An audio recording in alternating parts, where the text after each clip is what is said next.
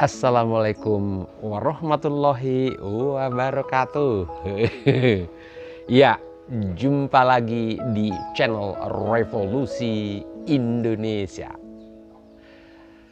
Ya, terlihat ya bagaimana taburan demi taburan petunjuk Allah itu membimbing perjalanan kita sehari-hari. Kalau di tahun 98 yang lalu, memang saya kira karena masih awal-awal, jadi kita belum mampu membaca petunjuk Allah ini karena kita belum punya bekal. Makanya itu kita menulis niat suci perjalanan hidup harian. Karena itulah bekal kita, target-target yang kita tulis itu. Jadi semua kejadian-kejadian alam yang di perjalanan kita itu nanti yang berkaitan itu kita mudah membaca itu sebagai petunjuk dari Allah atau hanya sebatas kejadian biasa untuk orang lain. Apakah sekarang Juan Siregar masih menulis niat suci perjalanan hidup harian? Ya sudah tidak. Dulu ya mungkin berapa bulan lah menulis, itu pun mungkin di sebulan awal masih benar-benar detail ditulis, tapi begitu sudah lewat sebulan begitu udah mulai yang utama-utama yang kita merasa itu sukar mustahil yaitu kita tulis. Lama-lama ya memang sudah tidak harus ditulis kan. Seperti ini di kemarin itu sebenarnya video yang kali ini itu saya berencana mau membuat tentang apa yang disampaikan oleh yang terhormat Bapak MH Muhammad MH Ainun Najib, karena saya pas tidak sengaja juga melihat di YouTube itu ada yang beliau sampaikan, itu pun dari channel YouTube-nya orang lain. Bukan dia, karena saya sendiri tidak tahu channel beliau.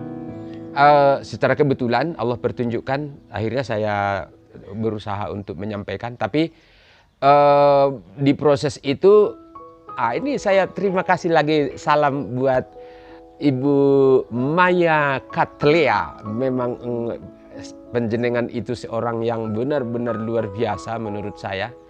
Itu Ibu Maya Katlea ada membuat satu video yang berjudul SP harus sangat jeli membaca isyarat. Terus tidak boleh salah, ada pentungannya 3. Ada pentungannya 3. Nah begitu saya melihat itu, otomatis seperti biasa jeli membaca isyarat itu. Kalau saya bahasanya sebenarnya bukan isyarat tapi petunjuk Allah. Apapun kejadian itu adalah petunjuk. Jadi saya ada apa kehendak Allah di balik ini. Ya sudah, saya urungkan niat untuk menyampaikan tentang MH Ainun Najib. Kejadian-kejadian berikut tidak sengaja juga sebenarnya saya mengetik Juan Siregar di Google. Kemudian apa sih yang muncul gitu aja. Nggak ada tujuan apa-apa, nggak ada. Cuman pengen lihat aja apa sih yang muncul kalau diketik Juan Siregar gitu. Seret. Ada foto Juan Siregar yang masih ganteng. Ganteng dari Hong Kong. Ganteng dari Hong Kong. Ini ada foto saya lama dulu. Itu foto yang saya tampilkan di Facebook. Nah, saya klik. Itu langsung terlihat tulisan saya dulu ketika itu saya di Medan. Waktu itu ada kerjasama dengan Winsu dan Politeknik Negeri Medan yang memang kita sudah sepakat untuk mengawali revolusi Indonesia. Ya belum revolusi lah waktu itu namanya. Pokoknya mau menjalankan di sana. Akhirnya juga tidak kesampaian. Nah, nanti saya akan sampaikan di akhir ya tentang itu. Itulah sebab kenapa kali ini saya beri judul Kegagalan demi Kegagalan Satrio Piningi. kegagalan demi kegagalan kemunculan Satrio Piningit.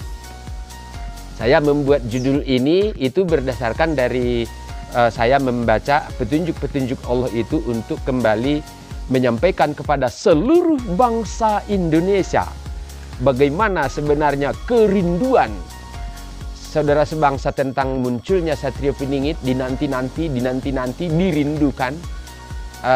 Satrio Piningit juga sebenarnya sangat merindukan untuk bisa membangun bangsa segera dimulai. Tetapi memang kita sama-sama membacalah dari kegagalan demi kegagalan itu sebenarnya apa penyebab tidak muncul-muncul. Apakah karena dia yang tidak siap atau karena memang dari perilaku anak-anak bangsa itu sendiri, atau juga karena Allah sudah punya rencana. Itu semuanya menurut saya adalah satu bahan-bahan yang bisa kita ambil hikmah. Oke, saya mulai dari paling awal.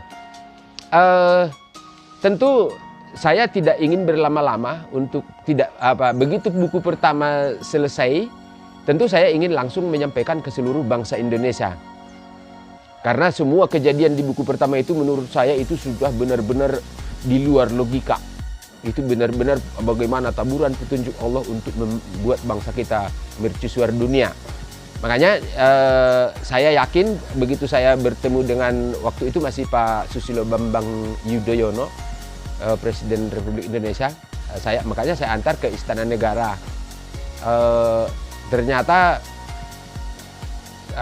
tidak bisa ketemu, ke Quraisy Shihab juga tidak ketemu, kemudian tapi buku semua saya serahkan ke Habib Rizik juga. Kenapa Habib Rizik? Ya nggak tahu, ya udah antar-antar aja, siapa tahu gitu aja. Itu kegagalan pertama kemunculan. Dan memang setelah selesai saya lihat kalaupun itu dibicarakan tentang buku, mungkin memang belum siap karena ilmu di buku itu masih sangat sederhana, belum cukup untuk jadi panduan bagi bangsa Indonesia. Kemudian berproses, karena buku itu saya melihat bagus, akhirnya saya kirimlah ke Gramedia untuk nanti mungkin secara bagaimana buku harus lewat penerbit gitu. Saya kirim ke Gramedia, diterima, kemudian saya dapat balasan dari Gramedia itu, mereka bilang buku itu bagus sekali katanya. Bagus, tetapi katanya itu belum terurut secara gamblang, masih harus diperbaiki. Akhirnya mereka buat saya itu skema. Jadi dari atas itu dibuat kerangkanya itu bab yang sekian gitu. Jadi ada gambar-gambar kotak-kotak gitu kan, panah, kotak, panah. Setelah mereka kirim, saya tulis, itulah buku yang kedua. Yang kalau yang pertama itu kan Rahasia Iman, A Revolution for Character Building, dan di bawahnya itu ada tulisan Jangan Percaya Al-Quran sebagai tagline buku itu. Kalau buku kedua judulnya Rahasia Iman, Membedah Jiwa Menata Hati, yang di situ yang ada Juan Sregar, Manusia Al-Quran. Nah, di buku kedua inilah yang saya adakan, karena saya yakin itu sudah bagus, sudah cukup.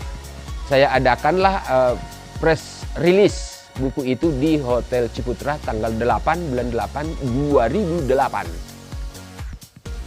Saya yakin itu sudah bisa karena makanya saya undang seluruh media. Ternyata yang saya dapat apa? Malah saya dituduh manusia stres, cari sensasi. Oh, ternyata belum. Akhirnya nggak tahu, berproses lagi, nulis buku dan seterusnya. Dan saya pikir ketika buku berikutnya, pokoknya selesai buku, antar lagi. Buku itu paling banyak saya antar ke Universitas Sultan Agung. Jadi buku keberapa selesai, antar ke sana, karena saya dulu ambil program magister di sana. Saya pikir bisa kerjasama lah, karena toh saya masih mahasiswanya mereka. Diterima buku, sekedar ketemu rektor pun tidak bisa. Berkali-kali dari tahun ke tahun terus Unisula, gak pernah ditanggapi sama sekali. Terus berproses berikutnya itu saya pikir kan buku semua udah selesai nih, sampai buku ke-16 selesai. Oh, sebelum buku ke-16 masih buku ke Revolusi Spiritual Wujudkan Indonesia Kiblat Prestasi Dunia, berarti buku ke-14 selesai. Ya, itu selesai. Oh, masih menulis lagi, masih menulis. Memang banyak yang saya usahakan mencari cara dengan siapa kerjasama, tidak ada yang jalan. Akhirnya nulis buku yang Hati Nurani Bangsa Berzikir Sepanjang Masa. Itu juga dengan beberapa kalangan juga coba, ternyata semuanya masih gagal. Kemudian saya di rumah itu di Kudus ya, saya di Kudus, bukan di Semarang tapi di Kudus, melihat pokoknya bagaimana Allah menabur petunjuk. Akhirnya saya buat pupuk. Awalnya sedikit, saya coba ke tanaman, bagus, waduh, bagus sekali. Akhirnya saya buat berapa ton ya. Saya buat berapa ton, dan itu saya cobakan lagi ke punya tetangga, ke desa-desa sebelah saya bawa. Pokoknya saya kasih aja gitu, coba. Bagus hasilnya. Dan di proses itu sekaligus juga saya membuat fermentasi air seni yang punya saya dan anak-anak tampung. Dan detailnya udah nantilah, bagaimana juga buah, kemudian darah sapi itu campuran dari pupuk itu. Ya pokoknya nyoba dan hasilnya menurut saya luar biasa. Berarti bagi putra-putri Ibu Pertiwi kelak bagaimana memanfaatkan, berani mencoba apapun yang memungkinkan secara logika itu bagus, kayak seperti darah sapi itu. Ya udah, bagaimana nanti dicari teknik-tekniknya sehingga bisa terjadi. Nah, di proses setelah selesai buat pupuk itu, saya dapat telepon dari Dinas Pariwisata untuk jadi narasumber di sebuah desa wisata di Semarang. Itu namanya Desa Wisata Kandri. Kandri. Nah, 3 jam bicara, tapi setelah itu saya melihat bagus tanggapan masyarakat itu sangat luar biasa. Akhirnya saya putuskan untuk tinggal di desa itu. Karena dengan bicara itu saya pikir tidak mustahil berubah. Akhirnya saya putuskan tinggal, dan awalnya saya tinggal di ada kamar di gazebo yang sudah dibangun. Tapi oleh warga ada yang peduli, akhirnya saya disuruh tinggal di homestay. Terima kasih homestaynya. Dan terus berproses. Jadi saya tinggal di situ sekitar 6-7 bulan mungkin ya. Ya tugasnya apa? Ya paling utama bagi saya memang mendidik atau mentraining lah. Tiap malam kita latihan. Bagaimana agar remaja-remaja Karang Taruna itu untuk menjadi trainer bagi nanti untuk tamu-tamu yang datang. Khususnya memang kita targetnya adalah anak-anak sekolah. Ada satu lagi desa wisata yang sudah ada SK dari wali kota di persis tetangga sebelah itu di Nongko Sawit. Saya tinggal di situ juga berapa bulan. Ya sudah, saya pikir memang mau memulainya dari sana, ternyata itu hanya proses belajar. Dan dari situlah saya pengalaman-pengalaman itu menulis buku Kencing Mengubah Zaman. Karena saya melihat justru yang terbaik kualitas pupuk itu adalah dari air seni itu. Cuman campurannya apa-apa, ya biarlah nanti para ahlinya yang mengembangkan. Setelah proses itu selesai, buku Kencing Mengubah Zaman selesai, nggak tahu Allah membimbing lagi memang buah dari Kencing Mengubah Zaman itu ya perubahan peradaban ya. Makanya menulislah buku namanya Rahasia Negara Harta Karun yang Tersembunyi, buku terakhir. Nah, saya pikir di Rahasia Negara itu sudah mulai, karena sudah saya kira sempurna segala-galanya, saya pikir itu sudah mulai diperkenalkan lagi. Ternyata belum. Oh mungkin masih terpikir paling nunggu 2018, karena kan 78, 88, 98, 2008, 2018. Ternyata 2018 saya berprofesi sebagai apa coba? Grab driver. Grab apa ojol. Gokar, awalnya Gokar, kemudian saya double Grab. Dan di situ mungkin memang saya di situ Allah berkehendak untuk menyampaikan, ya mungkin mirip-mirip Rasulullah zaman dulu ya, nyampaikannya ke per orang dulu, 2 tahun nyampaikan ke per orang, dan selama 2 tahun itu setiap ada penumpang ya paling saya ngobrolin gimana bangsa kita seperti ini. Orang semuanya rasa-rasanya sumringah menerimanya. Oh iya bagus ya gitu. Tapi ya udah, berlalu, terjadi COVID. Akhirnya saya memang di akhirnya itu sudah membuat channel YouTube ini. YouTube ini saya buat Juli kalau tidak salah 2019. Tetapi itu pun yang buat orang lain karena saya tidak mengerti cara buatnya. Setengah tahun kemudian barulah saya mulai merekam. Itu bisa dilihat di video-video ini, mungkin awal-awal atau akhir tahun 2019, awal-awal tahun 2020 itu baru saya buat video-video. Saya pikir setelah dibuat ditanggapi orang, ternyata sama sekali tidak. Penontonnya aja cuman berapa. Baru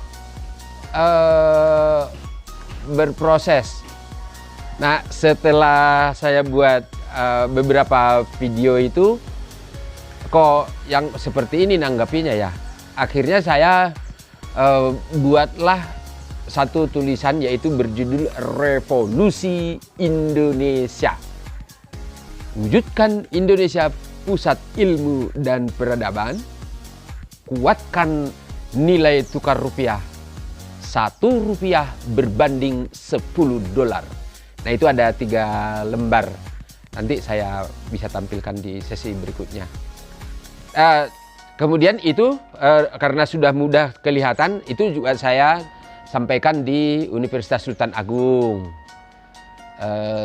Ditanggapinya seperti apa, ketemu rektor juga tidak pernah diberi kesempatan. Memang ya begitulah ketertutupan hati kita melihat kebenaran itu. Kemudian saya coba ke Unimus, Universitas Muhammadiyah Semarang. Sama, saya lihat sama. Kemudian saya ke kantor wilayah Muhammadiyah juga. Ketemu di pertemuan pertama, tanggapannya bagus, ternyata juga ujung-ujungnya tidak kesampaian. Ya sudah, berlalu lagi. Inilah kegagalan demi kegagalan kemunculan Satrio Piningit itu. Panjang perjalanannya. Kemudian saya di Kudus itu juga ada desa wisata namanya Rahtawu. Akhirnya di situ saya buatlah visi misi seperti apa, dan karena saya sudah beberapa kali ketemu dengan ketua Pokdarwisnya, dan kelihatannya kita akan mulai, dan saya bawa mereka ke Kandri, ke beberapa desa di situ, dan ada satu teman di Cepoko namanya. Nah, ini yang di Cepoko ini yang memang supplier cabai rawit, cabai lah pokoknya ke Indofood. Dan kalau misalkan semua warga itu menanam cabai itu, ya mungkin cabainya ya seperti ini, cabai yang seperti ini. Kalau cabai ini ditanami oleh anak-anak sekolah SD itu, ya katakanlah 5 polybag, 2 polybag di halaman rumahnya, itu satu desa itu dapat 1 pickup langsung dikirim ke Pak Mardani. Tentu harganya harga pabrik. Nah, itu saya pikir gitu. Makanya dari Rahtawu itu kita udah sepakat. Nggak tahu, dari setelah berjalan sudah kita survei, sudah ini, bahkan mereka sudah pesan bibit jambu kristal berapa ratus itu. Tapi kok saya tidak pernah dikasih kesempatan untuk bertemu lagi, atau apa yang terjadi di internal mereka. Ya sudah, berlalu lagi, tidak jadi. Gagal maning. Apakah putus asa? Satrio Piningit mana pernah merasa gagal. Itu semuanya adalah proses belajar dan terus belajar. Apapun caranya, masih ada nafas, harus tetap bisa demi Indonesia mercusuar dunia, terus berlanjut. Terus puncaknya itu saya pikir taburan petunjuk itu ya mulai dari tahun 2022 ini, karena saya melihat juga bagaimana para leluhur memprediksi bahwa kemunculan Satrio Piningit ini adalah tahun 2022, dan diawali dari seorang teman menelpon untuk ke sebuah desa.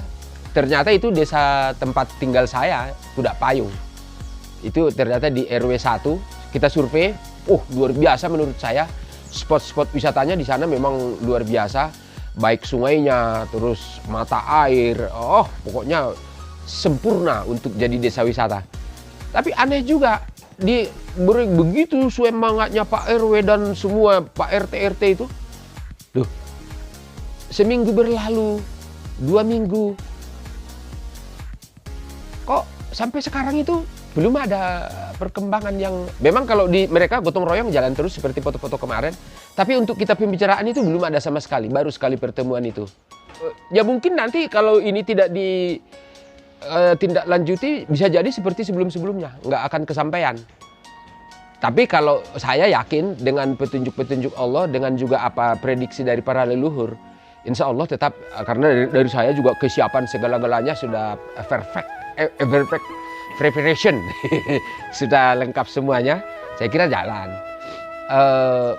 Saya niatkan memang pencetusan revolusi itu di Pudak Payung itu, tapi bisa juga karena itu tidak berlanjut cepat, karena memang seluruh doa, seluruh permintaan manusia itu tidak mungkin Allah beri sama dengan permintaan, tetapi selalu ia lipat gandakan hingga 700 ganda, bahkan tak terhingga.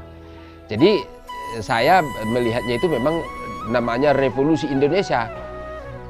Ya terideal, ya memang sewajarnya itu tidak di mana-mana kecuali di Istana Negara.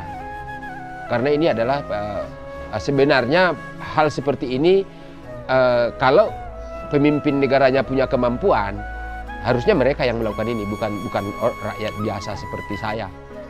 Tapi karena Allah mungkin memang, ya manusia itu punya kelebihan dan kekurangan, ya punya bagi-bagi tugas lah. Mungkin bagi mereka itu sudah diberi kemampuan yang luar biasa di bidangnya, agar kita menjadi negara yang lengkap, diberikanlah kepada salah satu warga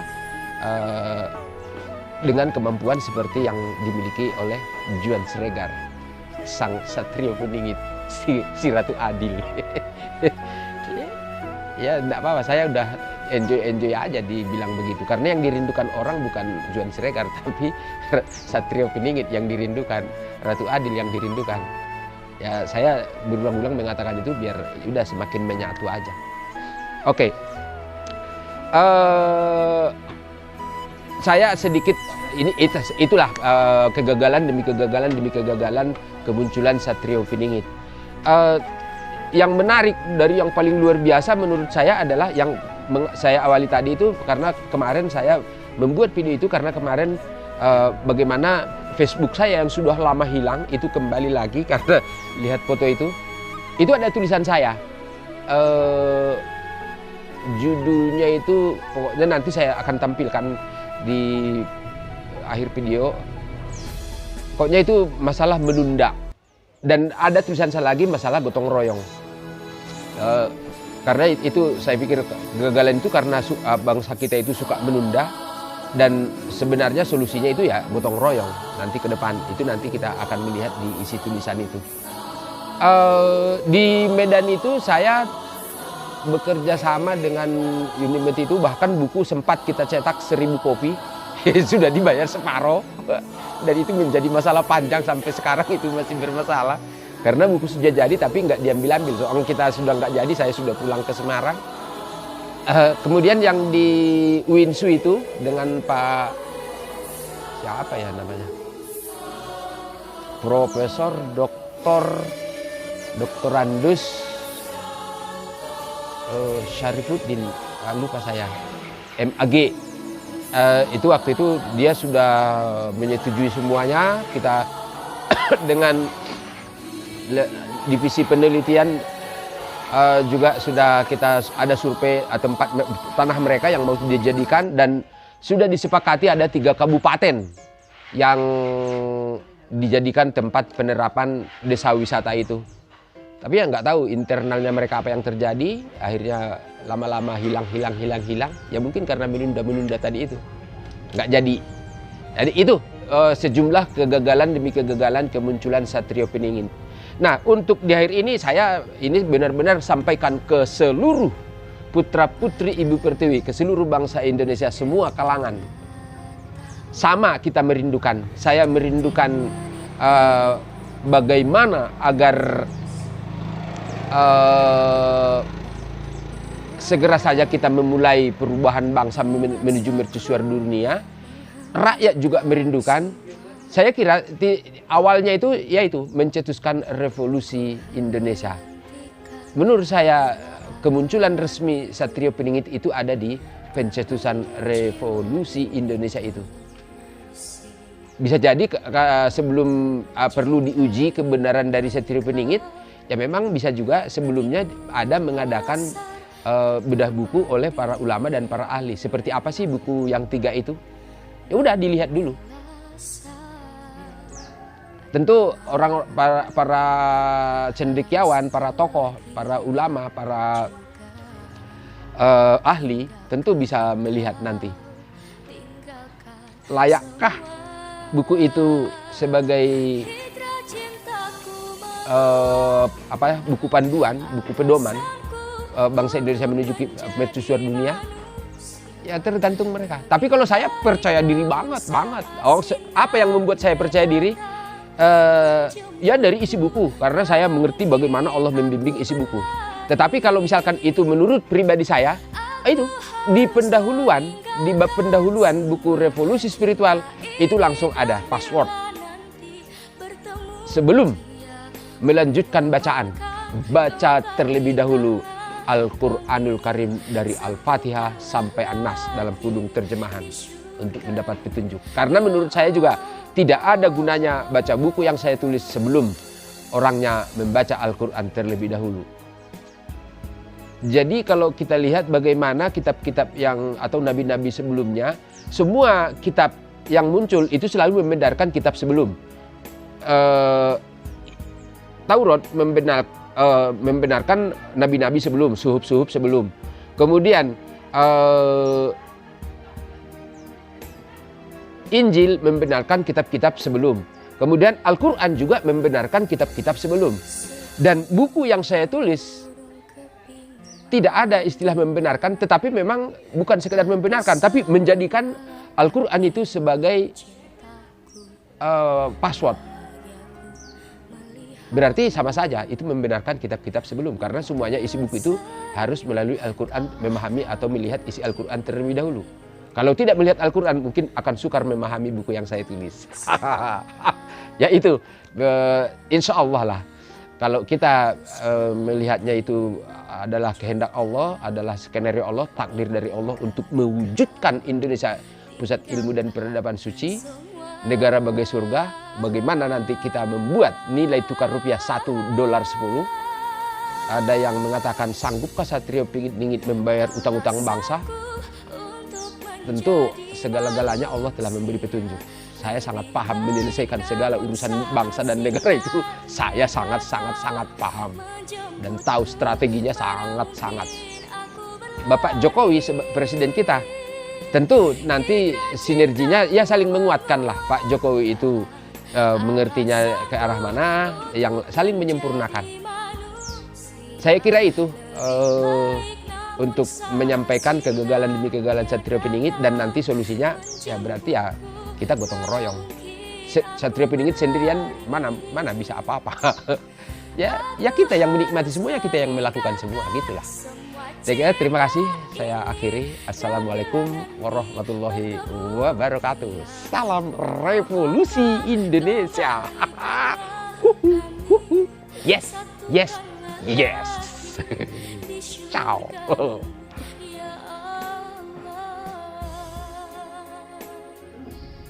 Ini tulisan saya di Medan pada saat bulan Ramadan waktu itu, yang saya screenshot dari Facebook yang telah lama hilang.